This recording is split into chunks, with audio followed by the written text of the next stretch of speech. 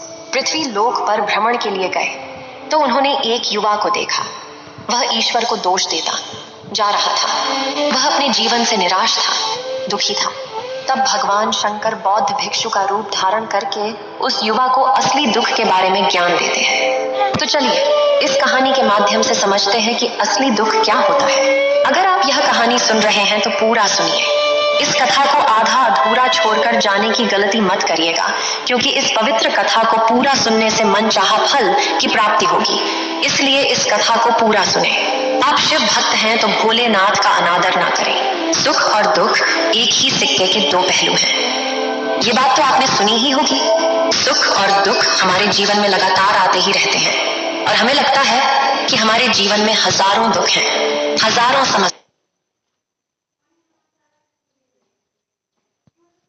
लेकिन अगर आप वास्तविक तौर पर देखें, अगर आप इस बात को अच्छी तरह से समझें, तो आप ये समझ पाएंगे कि हमारे जीवन में केवल एक ही दुख होता है।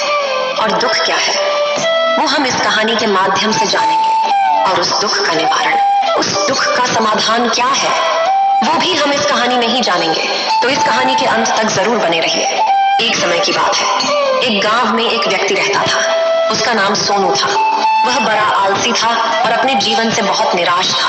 और उसका कारण यह था कि उसने अब तक अपने जीवन में कुछ भी हासिल नहीं किया था। वह कुछ भी नहीं करता था। उसके घर वाले भी इस बात से बहुत परेशान रहते थे। वे चाहते थे कि वे बाहर जाकर कुछ अच्छा काम करें, कोई अच्छी नौकरी कर ले, लेकिन वह उनकी एक नहीं सुनता था। उसके घर वाले दूसरों का उदाहरण देकर उसे ताने मारते थे, उसे तरह तरह की बातें कहते थे, लेकिन उसे कोई फर्क नहीं पड़ता था। जबकि उसके सारे मित्र कामयाब हो चुके थे। कोई अच्छा व्यापार कर रहा था तो कोई अच्छी नौकरी कर रहा था, जिस कारण जब भी वो लोग मिलते तो वे लोग अपनी बढ़ चढ़कर बड़ाई किया करते। लेकिन सोनू कुछ नहीं करता था, जिस कारण जब भी कोई उससे पूछता कि तुम क्या कर रहे हो, तो वह कुछ नहीं कह पाता। उसे यह कहने में बहुत शर्म महसूस होती थी कि वह कुछ नहीं करता। वो हमेशा सबसे केवल एक ही बात कहता था कि मैं कोशिश कर रहा हूँ, लेकिन उसकी कोशिशों का कोई भी फल किसी को नजर नहीं आ रहा था। देखते ही देखते अब ऐसा समय आ चुका था कि सोनू सभी से मुंह छिपाता फिरता, ताकि कोई उसे यह न पूछ ले कि तुम क्या करते हो, जिस कारण वो कभी किसी के सामने भी नहीं आता था। धीरे धीरे उसका मन दुखी होने लगा था।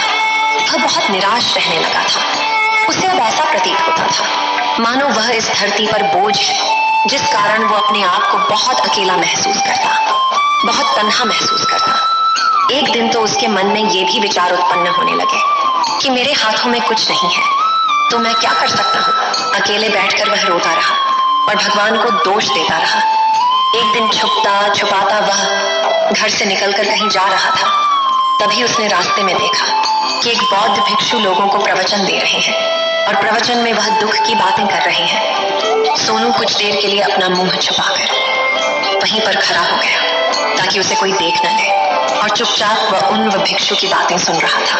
बौद्ध भिक्षु सभी को प्रवचन में कह रहे थे कि दुख हमारा सबसे बड़ा साथी है। हमें दुख अपने जीवन के बारे में समझाता है और हमें सही जीने का तरीका बताता है। ये हमारे गुरु की तरह है, जिससे हमें सीखना चाहिए। आप चाहें तो अपने जीवन में अपने दुखों को अपना गुरु बना सकते हैं और उससे सीख सकते हैं, या फिर आप चाहें तो अपने दुखों पर बैठकर रो सकते हैं, लेकिन इससे आपको कोई लाभ नहीं मिलेगा, बल्कि आप दिन ब दिन और कमजोर होते जाएंगे, निराश होते जाएंगे। सोनू छुप छुप कर उन बौद्ध भिक्षु की ये सारी बातें सुन रहा था। जैसे ही उपदेश खत्म हुआ, वह उन बौद्ध भिक्षु के पास पहुंचा।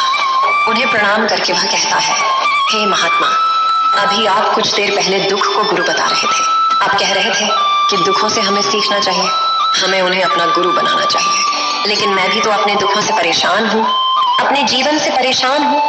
मैंने अब तक जो दुख झेला है, मुझे तो कभी ऐसा प्रतीत नहीं हुआ कि मेरे दुख मुझे कुछ सिखा रहे हैं, बल्कि मुझे तो हमेशा यही लगता है कि वो मुझे पीड़ा दे रहे हैं, तकलीफ दे रहे हैं। पर दुख की पीड़ा बहुत भयंकर होती है।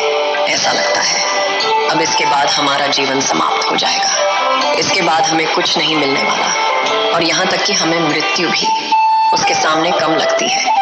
जब लोग ताने मारते हैं, जब लोग ये कहते हैं कि तुम क्या कर रहे हो, तो मन को बहुत ठेस पहुंचती है और मैं उनसे कुछ नहीं कह पाता। सोनू की ये सारी बातें सुनकर वो बौद्ध भिक्षुक सोनू से कहते हैं, बेटा तुम्हें क्या दुख है और तुम दुख के बारे में ऐसी बातें क्यों कर रहे हो। सोनू ने अपने ऊपर बीती हुई सारी बातें उन बौद्ध भिक्षु को बता दी और कहने लगा, हे महात्मा, क्या आपके पास मेरे दुख का कोई समाधान है। सोनू की यह बात सुनकर वो बौद्ध भिक्षु मुस्कुराने लगे और सोनू से कहते हैं, बेटा जब तुम्हारे जीवन में कोई असली दुख आए तब तुम मेरे पास आना, मैं इसका समाधान तुम्हें अवश्य बताऊंगा। उन बौद्ध भिक्षु की यह बात सुनकर सोनू थोड़ा सा अचरज में पड़ गया।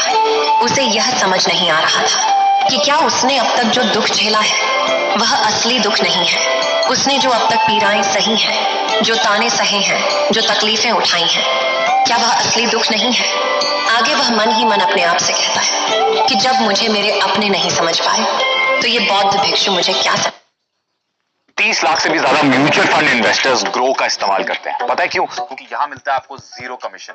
SIP आप सिर्फ 1000 रुपए के साथ शुरुआत कर सकते हैं। इतना सोचकर वह वहां से चला गया। सभी लोगों के ताने सुन सुनकर सोनू बहुत थक चुका था, तो बहुत निराश हो चुका था, जिस कारण उसने निर्णय लिया कि वह अब कुछ करके दिखाएगा। उसने अपने पिता से थोड़ा सा रुपया लिया और उस रुपया से उसने एक व्यापार शुरू किया।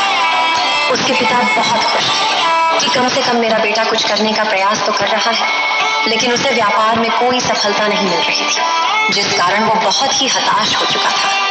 वह बहुत निराश हो चुका था। उसे ये समझ नहीं आ रहा था कि वह क्या करे, किस तरह से अपने व्यापार को आगे बढ़ाए। तभी उसके पिता ने उससे कहा, बेटा कोई बात नहीं, इसी तरह से प्रयास करते रहो, आज नहीं तो कल सफलता अवश्य मिलेगी। सोनू ने अपने पिता की बात मानी और अपने व्यापार में और भी कड़ी मेहनत करने लगा। धीरे धीरे उसे सफलता मिलने लगी और फिर उसने रफ्तार पकड़ ली। देखते ही देखते केवल 3 सालों के अंदर वह एक बहुत बड़ा व्यापारी बन गया। अब उसके पास धन दौलत की कोई कमी नहीं थी। लोग जो उसे पहले नापसंद किया करते थे, अब उसे पसंद करते थे, उसकी चिंता करते थे, उसके कार्यों की सराहना करते थे। उसके माता पिता भी अब अपने बेटे से बहुत खुश थे और उसकी सफलता से वे अत्यंत प्रसन्न थे। धीरे धीरे सोनू के मित्रों की संख्या लगातार बढ़ती जा रही थी। आगे सुनने के लिए हमारे चैनल को लाइक और सब्सक्राइब करें। ऐसी कहानियाँ इसका पार्ट 2 हम लेके आएंगे। Thank you.